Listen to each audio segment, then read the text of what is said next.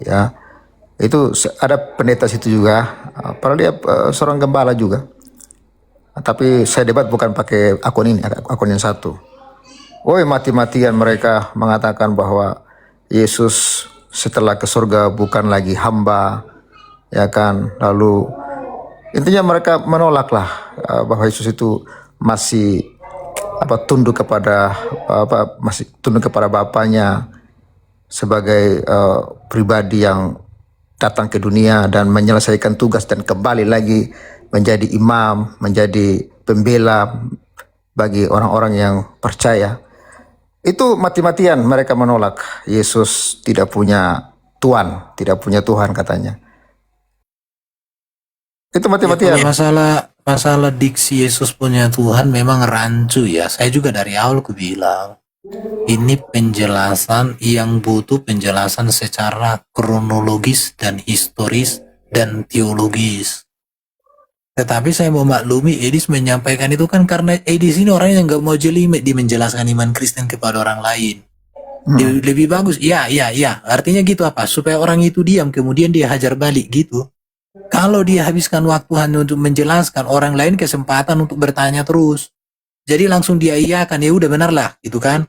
Terus dia langsung bahas ke tempatnya. Memang itu teknik dia. Kalau saya kan beda. Kalau di tempat saya ini kau semakin tanya asalkan kau mau mendengar dan kau Semakin bisa jelaskan. membantah. Kan saya selalu kalau orang mengatakan penjelasanmu salah. Terus yang benar apa? Kan ku tanya balik. Kenapa saya bilang begitu? Ya kalau dia punya diksi yang lebih tepat dari saya, oh ya betul aku salah. Ku terima diksimu. Kan gitu ceritanya. Jadi disitulah pentingnya untuk kita saling mengasah. Jangan langsung framing sesat. Giliran ditanya yang sesatnya di mana kalau maknanya seperti ini. Oh pokoknya gini. Aduh Tuhan, ampunilah mereka sebab mereka tahu apa yang mereka berbuat. Tapi lo, nah gitu. Ya, itu kan di dalam huruf itu kan termasuk ada juga B2. Lalu paginya Jangan. tidak, Jangan lalu lagi. tidak, sorry misalnya lalu paginya Pak Erben debat dengan dia lagi di roomnya toh, dan dia tetap mati-matian tidak menerima penjelasan dari Pak Erben. Padahal sebenarnya waktu sore itu dia sudah menerima penjelasannya Pak Justin. Oh iya gitu. Tapi lalu setelah Pak Justin keluar berubah lagi gitu loh. Saya juga heran ya, pelin-pelan begitu. Supaya kebenaran ASEM Fed misi-misi masih calung-calung. Iya. Jadi donatur Yesus itu artinya begini, memang kita harus tetap membedakan tubuh kemanusiaan Yesus yang lahir dengan rahim Maria dengan tubuh kemuliaan Yesus yang bangkit dari kematian. Makanya disebut tubuh kemanusiaan yang sempurna dengan tubuh kemuliaan yang sempurna. Jadi dibedakan diksinya. Tapi tetap tubuh daging toh. Daging toh, Iya cuman tetap daging, kemuliaan. tetapi daging Nah, sempurna, tubuh ya kemuliaan. Buktinya contoh, itulah yang mereka tolak. Itu mereka waktu tolak itu. Yesus menampakkan diri 40 hari, bisa nggak disentuh mereka? Bisa kan? Bisa makan kan? Bisa. Bisa. Di situ. Bisa makan itu, makan ikan, itu aja. Ya enggak? Simpel itu loh. Yesus makan Gampang ikan kok. goreng kok, ada padamu lauk Iya. pauk katanya. Mereka dikasih ikan goreng. Artinya tubuh kemuliaan itu ada, ya kita tidak bisa menjelaskan secara detail, tetapi yang pasti dikatakan ada tubuh jasmani, ada tubuh rohani. Tubuh jasmani beda dengan tubuh rohani, tubuh duniawi dengan tubuh surgawi. Jadi tubuh kesempurnaan Yesus yang dilahirkan Maria dengan tubuh kemuliaan tentu ada perbedaan. Itu. Jadi artinya Yesus datang di akhir zaman itu nanti kan sebagai anak manusia juga kan? Iya betul. Anak domba Bahkan Allah. Yesus pun di dalam kitab Wahyu disebut sebagai anak domba. Artinya apa? Karya penebusan Kristus itu nggak pernah disangkali. Status sebagai anak domba itu nggak pernah hilang. Iya. Contoh, ketika saya ibaratnya menjadi direktur di perusahaan, apakah status saya sebagai suami berubah? Enggak. Tetapi, apa yang paling ditonjolkan di sana, diberitakan? Ya saya direktur lah. Kemana-mana saya dipanggil, bukan lagi suaminya si Anu, enggak lagi. woi Bapak Direktur gitu jadinya. Kenapa? Karena gelar itu paling agung didengarkan. Tapi bukan berarti mengesampingkan yang lain. Nah begitu. Gelar-gelar Yesus itu apa hilang? Enggak. Mana hilang itu? Dia tetap sebagai anak manusia, anak Allah. Dia tetap Mesias, dia Raja, dia Imam. Dia gembala kita juga sampai sekarang. Yesus gembala yang baik. Apa Yesus telah di surga bukan gembala yang baik lagi? Allah menggembalakan kita melalui Yesus. Allah dalam kekudusan gak sanggup kita menerimanya.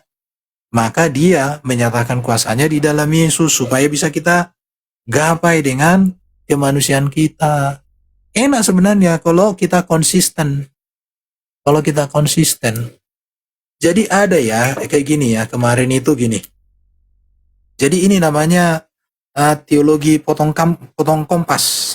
Potong kompas lah namanya aku bikin dulu ya. Jadi teologi potong kompas ya. Ada kan ayat mengatakan kan Allah itu Raja segala raja kan. Allah Raja segala raja. Yesus juga Raja segala raja. Langsung potong kompas. Berarti Yesus itulah Allah Bapa itu sendiri. Ini namanya potong kompas. Iya, itu potong kompas. Kenapa? Karena ini nanti mengesampingkan ayat. Contoh, Yesus mengatakan, Aku datang dan keluar dari Bapa. Ini nggak bisa dijelaskan. Kalau namanya ini potong kompas, langsung.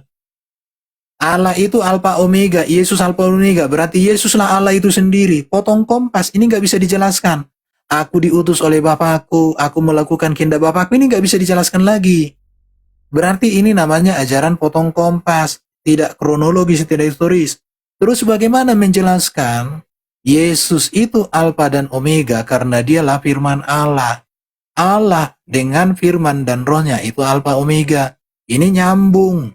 Dan ini betul, Yesus katakan aku datang keluar dari Bapa karena Allah Bapa mengutus firman-Nya menjadi manusia, maka betul.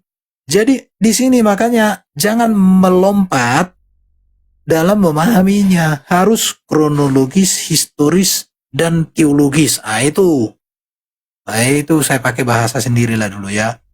Kayak gitu, cuman banyak orang asal bacot cuap-cuap, dipalidasi, nggak mau ya kolok-kolok jadinya. Nah itu ya. Oke, jadi harus dijelaskan. Kalaupun kita beda diksi dalam menjelaskan sah-sah saja, tetapi yang pasti tidak mengaburkan kebenaran secara keseluruhan itu. Itu Yesus Alfa Omega, Allah Bapa Alfa Omega. Jadi Yesus Allah itu sendiri. Yesus Alfa Omega, jangan lupa duinatur. Keilahian Yesus Alfa Omega. Nah, ngono toh. Oke, Lolo, mau tanya apa Lolo? Iya, makasih banyak Bang. Aku dari tadi ini mendengarkan ini. Hanya apa ya, kayak gimana, kayak kalian itu padahal agama ini sudah berpuluh-puluh tahun tapi seolah-olah belum mengenal Tuhannya, masih Loh, diperdebatkan jangan gitu. framing dong. Jadi kenapa? Jangan framing. Siapa bilang nggak mengenal? Saya nggak frame. Iya, kamu itu framing orang. Kau yang nggak kenal. Jadi kalau dikatakan ada orang yang tidak mengenal, ya wajar. Kenapa? Karena mereka belum belajar. Makanya kita buka komal ini supaya mereka yang belum pernah belajar jadi belajar. Itu tujuannya. Jangan bilang nggak mengenal kalian. Memang ada orang yang tidak mengenal. Kenapa? Bisa saja pendetanya tidak pernah mempelajari secara mendalam. Dia mungkin hanya sekolah Alkitab 1 bulan, 2 bulan, atau 1 tahun, 2 tahun. Itu. Tapi ada orang yang memang spesial mau menyediakan waktunya untuk mendalami. Ya di situ. Jadi kembali kepada oknum tersendiri tertentu. Tahu jangan memakai kesimpulan. Udah bertanya aja lah. Enggak, iya. Saya cuman membandingkan agama-agama lain itu enggak ada yang Jangan. Nanti kalau aku tanya pun di kamu pun ada kok. enggak. Coba saya tanya sama kamu. Firman sesembahanmu itu. Ajaran aja dia selalu dia perdebat. Udah kau bertanya aja, nggak usah framing. Bertanya apa mau ditanya? Kalau masalah ketuhanan dia nggak pernah dia perdebatkan, yang dia perdebatkan ajaran aja. semua Oke, secara sekarang dasarnya. saya tanya. Cuma Sekarang saya tanya. enggak Firman bang, saya Allah cuma itu ciptaan atau pencipta? bukan saya cuma Ya mau jawab kembali dong, ke saya validasi kamu. Firman Allah itu ciptaan atau pencipta? Ya, makanya jangan bilang masalah ketuhanan gak ada perbedaan. iya, nggak apa-apa. Saya cuma memberikan masukan aja bahwa Oke, Tak perlu. sini-sini. Di Kok masukan, kok aja nggak ngerti imanmu kok. masukan gak ngerti Menjelaskan iman imanmu kok. orang. Di bawah aja dia, di bawah. Pak Erben, saya mau tanya dulu ya. Boleh kan? Nah, Ya silakan, mau tanya apa bro? Alkitab menjelaskan tahta Allah dan tahta anak domba. Berarti ada dua tahta di sini. Ya kan? Tolong jelaskan apa itu tahta Allah dan apa itu tahta anak domba. Silakan Pak. Jadi kalau di surga itu ada juga tahta untuk 24 tua tua ya, atau 12 tua tua kan. Ada juga Iya. tahta untuk Allah Bapa, tapi ada juga tahta untuk anak domba. Kalau berbicara Allah Bapa itu kan selalu transenden. Dan itu sudah tidak bisa kita gapai. Jadi yang kita lihat itu adalah tahta anak domba. Maka saya katakan tahta Allah Bapa yang transenden diimanenkan oleh Yesus Kristus. Maka ketika kita masuk surga tetap kita hanya melihat tahta Yesus Kristus yang menyatakan kemuliaan Sang Allah Bapa itu. Jangan juga berpikir tahta Allah Bapa berarti Allah Bapa punya singgasana tempat duduk. Berarti nanti surga itu lebih besar dari Allah Bapa. Kalau udah berbicara Allah, itu sudah berbicara transenden. Sesuatu nggak bisa kita jelaskan. Jadi berbicara Allah itu selalu memakai bahasa antropomorfis namanya. Artinya dia yang tak terbatas dibahasakan dengan bahasa yang terbatas untuk mengakomodir keterbatasan kita dalam memahami keterbatasan Allah. Paham ya kalimat itu? Paham nggak kalimat saya itu? Mantap. Paham. Itu. Jadi Allah itu dibahasakan dengan bahasa yang terbatas, yaitu bahasa manusia, yang sesungguhnya bahasa kita nggak bisa menjelaskan Allah itu. Tetapi dia dibahasakan demikian untuk mengakomodir keterbatasan kita. Maka kalau sudah berbicara Allah itu sudah transenden. Gak bisa kita mengenal esensi Allah. Kita hanya bisa mengenal pewahyuan Allah. Itu kan ada itu di dalam kitab Taurat. Kita hanya bisa mengenal sejauh mana Allah menyatakan dirinya. Bahkan kepada Musa sekalipun yang sudah berpuasa 40 hari di Gunung Sinai, Allah tetap mengatakan aku adalah aku. Artinya apa? Aku adalah apa yang aku kerjakan. Aku adalah apa yang aku tunjukkan. Aku adalah apa yang aku perbuat. Karena aku adalah itu bentuk kata kerja itu. Aku itu bentuk kata kerja. Aku adalah aku bentuk kata kerja. Jadi pengenalan kita kepada Allah, sejauh mana Allah berkarya dan bekerja. Jadi yang kita bicarakan di sini adalah pewahyuan diri Allah. Makanya Allah di dalam ontologinya nggak bisa kita jelaskan. Tapi kita bisa menjelaskan Allah di dalam keekonomiannya. Ontologi Allah itu sehakikat setara, kekal. Tidak ada yang lebih tinggi dari benda. Tetapi di dalam keekonomiannya kita melihat bahwa Allah berkarya melalui firman dan rohnya. Yang secara ontologi, Bapa, firman dan roh itu tidak terpisah, sehakikat setara. Nah, begitu.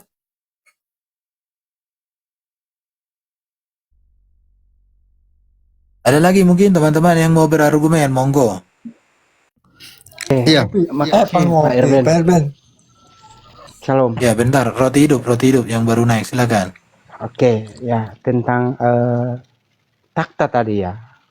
Ungkapan takhta Allah dan anak domba, bro, menekankan kesatuan fungsional. Sungai air kehidupan mengalir dari takhta tunggal ini menandakan sumber kehidupan kekal yang berasal dari Allah dan anak domba secara bersamaan. Allah Bapa digambarkan sebagai dia yang duduk di atas takhta, simbol kedaulatan mutlak, pencipta dan sumber kehidupan. Sedangkan takhta anak domba atau Yesus Kristus digambarkan berdiri di tengah takhta yang ditulis dalam Wahyu 5 ayat 6 yang menandakan pengorbanannya yang menebus dosa manusia serta posisinya yang setara dalam pemerintahan. Anak domba adalah pribadi yang telah disembah namun bangkit menjembatani manusia dengan Allah. Jadi takhta ini bukan sekedar takhta penghakiman, melainkan takhta kasih karunia di mana hamba-hamba Allah menyembah dan beribadah kepadanya. Yesus berbagi takhta Allah karena kemenangannya menegaskan otoritasnya yang dianugerahkan oleh Sang Bapa itu sendiri. Demikian. Oke, saya pikir udah. Ada lagi mau bernarasi? Monggo. Ya Pak Erben, mungkin satu lagi nih Pak Erben, mungkin masih ada yang bingung nih tentang apa tubuh kemuliaan juga nih. Kan kita tahu ya bahwa omnipresent itu kan memang dimiliki oleh Allah. Nah, tentang tubuh kemuliaan ini Pak Erben, apakah itu juga omnipresent Pak Erben? Karena masih banyak yang masih bingung tuh Pak Erben, silakan. Tubuh kemuliaan itu kan sudah tidak dibatasi oleh dimensi lahiriah lagi. Tapi apakah itu disebut bahwa omnipresent? Omnipresent itu hanya ditujukan kepada Allah Bapa, kepada Allah itu sendiri, kepada Bapa, Firman, dan Roh. Jadi tubuh kemuliaan Yesus itu artinya tubuh yang diberikan Bapa kuasa untuk mengimanenkan ketransendenan Allah itu.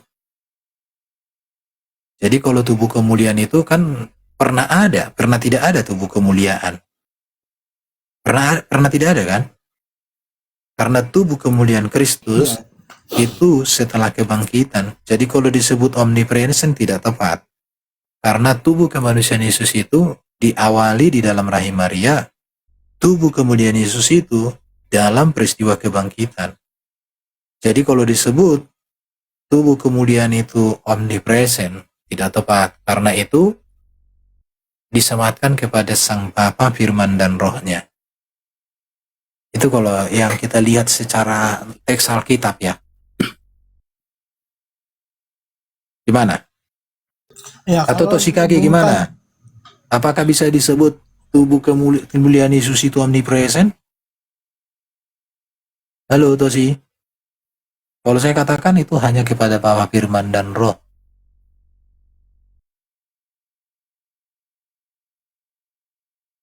Lalu kalau disambungkan ke ini Pak Erben, ke sakramen perjamuan bagaimana Pak Erben? Ya kan perjamuan itu kan perbuatlah ini menjadi peringatan akan aku. Jadi perjamuan itu berbicara kita mengenang, memahami, mengaminkan, mengimani karya penebusan Kristus selama-lamanya kita hidup. Itu ya artinya kan. Karena tubuh dan darah Yesus itu kan, ya tubuhnya itu berawal dari rahim Maria. Darahnya itu pun rahim Maria. Gitu ya. Hasem tadi mau sampaikan apa Hasem?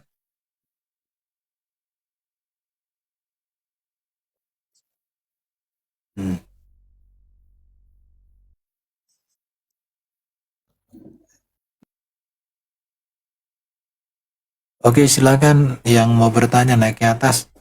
Masih tetap dui natur Yesus di bumi dan di surga.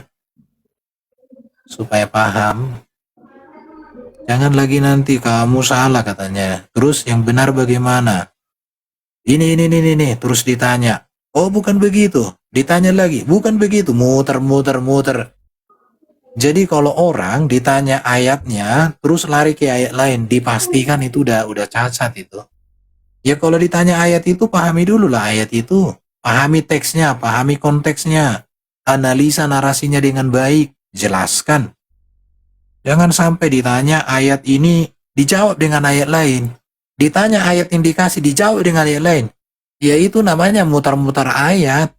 Bukan memahami ayat-ayat. Ya kalau mutar-mutar ayat nanti berarti mutar-mutar lah apanya semua. Kuluk-kuluknya itu.